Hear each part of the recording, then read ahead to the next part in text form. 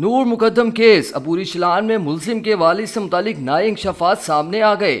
نور مقدم قتل کیس کے عبوری چلان کے مطابق ملزم ظاہر جعفر نے جب واقعے سے والد کو آگاہ کیا تو والد نے کہا کہ ہمارے بندے آ رہے ہیں جو لاش ٹھکانے لگا کر تمہیں وہاں سے نکال لیں گے۔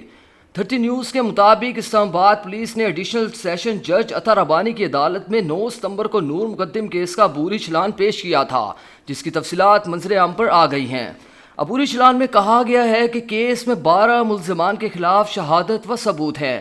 نور مقدم کو قتل کیے جانے سے پہلے اسے زیادتی کا نشانہ بنایا گیا، اس کی تصدیق DNA رپورٹ میں ہوئی ہے۔ اس کے علاوہ پولیس نے عبوری چلان میں ملزم ظاہر جعفر کے اعترافی بیان کو بھی شامل کیا ہے۔ عبوری چلان میں کہا گیا ہے کہ نور مقدم نے شادی سے انکار کیا تو ملزم ظاہر جعفر نے مقتولے کو کمرہ میں بند کر دیا۔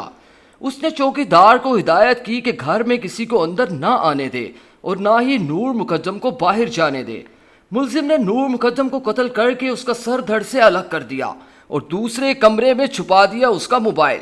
مقتولہ نور مقدم کا موبائل ملزم کی نشاندہی پر ہی اسی کے گھر کی الماری سے برآمد کیا گیا۔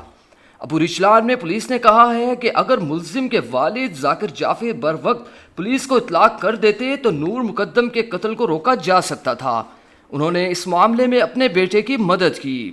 ملزم نے بتایا کہ اس نے والد کو قتل کی اطلاع دی تو انہوں نے کہا کہ گھبرانے کی ضرورت نہیں۔ والد نے کہا کہ ہمارے بندے آ رہے ہیں جو لاش ٹھکانے لگا کر تمہیں وہاں سے نکال لیں گے۔